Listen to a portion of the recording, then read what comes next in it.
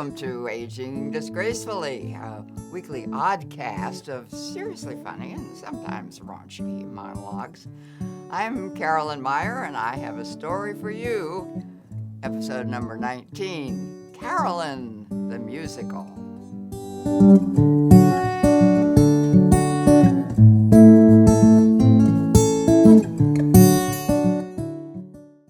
My mother's name was Sarah, but she called herself Sid when she was young, and she played the piano really well.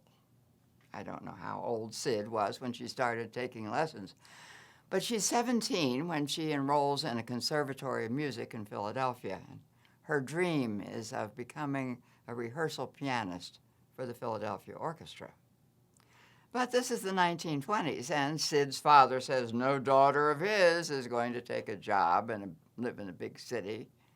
And so after she graduates from the conservatory, Sid obediently returns to Lewistown, Pennsylvania.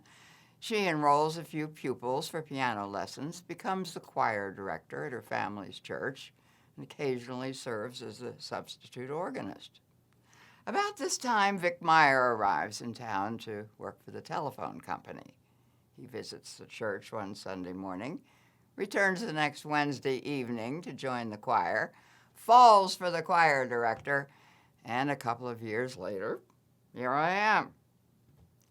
I grow up hearing my mother playing Bach, Mozart, George Gershwin, Scott Joplin, and my father belting out Old Man River and Summertime. Their friends come to the house for an evening of bridge, but everybody always ends up around the piano. When I'm almost 5, my mother, who is still giving piano lessons to a few pupils, decides that it's time to start teaching me. Naturally, she assumes that her only child will be musically talented. Mozart, at the age of 5, was composing his first pieces for the harpsichord. At the age of 5 and going on 6, I'm still working on C major scale. My mother's best friend, Maisie, comes for a visit, and my mother wants to show off my accomplishments. But try as I might, I can't find middle C on the keyboard. My mother cannot understand what has happened. Hadn't I just done it perfectly only a day or so before? Well, the fact is, I'd carefully marked middle C with a booger, and my mother has washed the piano keys. The booger is gone. I fail my first public performance. My mother then decides that perhaps she is not the one to teach me, and she sends me to Mr. Prettyleaf, who seems to have digestive problems, which my playing seems to exacerbate.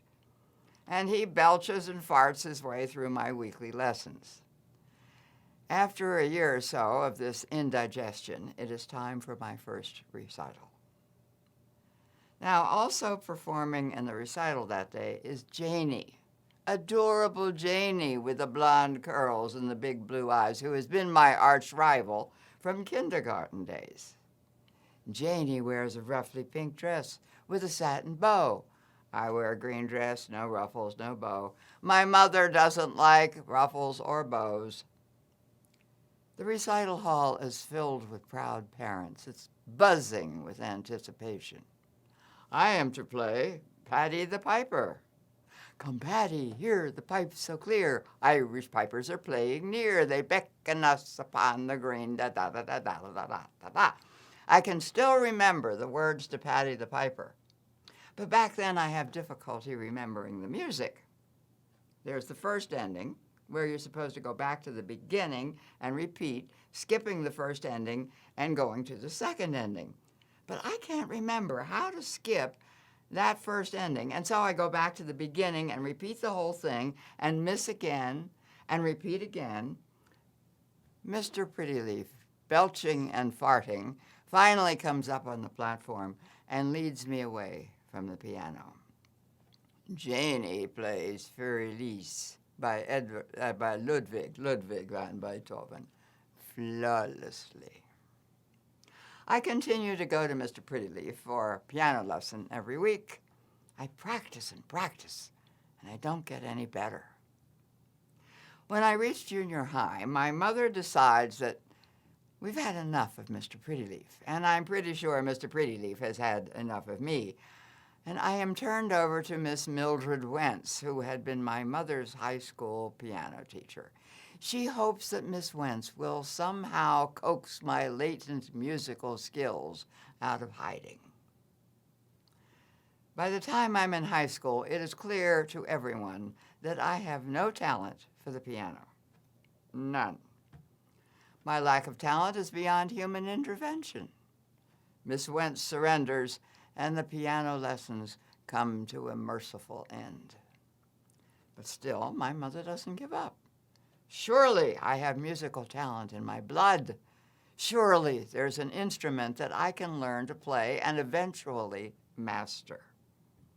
I decide that I want to take up the clarinet so I can be in the band.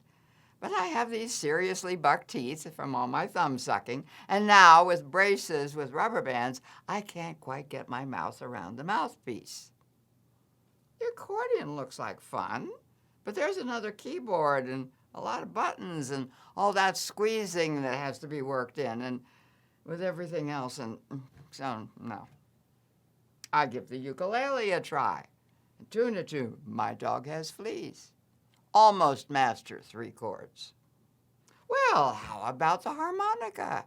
This, of course, is long before YouTube and the possibility of learning to do almost anything. And as far as the harmonica is concerned, I learned to do absolutely nothing.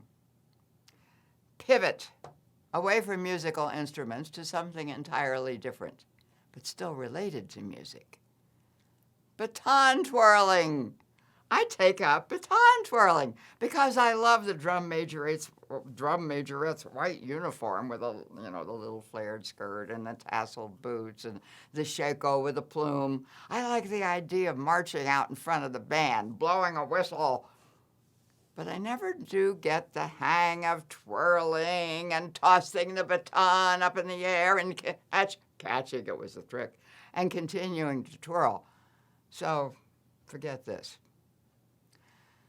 Another rival who has emerged early in my life is Susie. Susie is the niece of my mother's friend Maisie, the friend for whom I could not locate Middle C. Susie lives 100 miles from Lewistown in Reading, Pennsylvania, a town, by the way, that Taylor Swift will one day claim as her hometown. My mother sometimes takes me there to visit Susie and her family. Now, we are exactly the same age. But Susie is sophisticated, which I am not. And she knows all about sex long before I do. Susie plays the piano for us. Chopin, Bach, Beethoven, of course. I suffer during these visits, but I go willingly because of the book Susie has that explains everything about sex. Well, almost everything. I mean, an awful lot of really important stuff is left out. Meanwhile, back in Lewistown, Janie is playing regularly at school assemblies, thundering through Rachmaninoff. Or she tap dances, wearing darling little costumes with ruffles and bows. She even performs a Spanish dance in the high school play, dressed in a ruffled flamenco outfit, draped in a black lace mantilla, and she's clacking away with the castanets. I still hate her. A few years ago, I planned to go to Cuba on an extended visit to work on a book. And I spend a couple of hours every day online with a Spanish course. I practice and practice and practice, and I never seem to get any better. Just like those piano lessons with Miss Wentz and Mr. Prettyleaf. And now I have to confess that I'm just no better at learning a foreign language than I was at learning to play an instrument. It probably goes without saying that I have never learned to tap dance, let alone flamenco. But thinking it would be fun to learn Cuban salsa, I sign up for dance lessons before my trip. And every Tuesday night for weeks, I pay my $5 and I repeat the beginner's class until the instructor sends me to one of his advanced students for remedial work. This while I'm struggling online with Rosetta Stone. I arrive in Havana no more able to dance Cuban salsa than I am to speak intelligible Spanish. And I've been practicing both for about the same amount of time.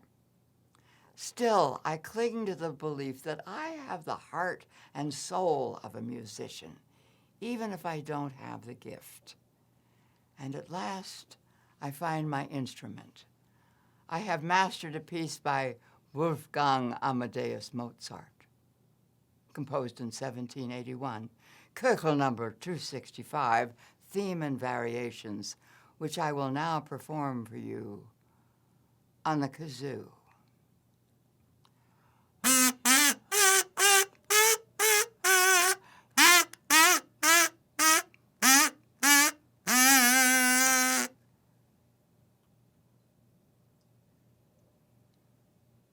You can read this and other stories on my Funny Carolyn blog, funnycarolyn.com, and leave me a message. Tell me what you think. Not of my music, though. Come back next week for episode number 20, My Mother's Secret. And be sure to subscribe.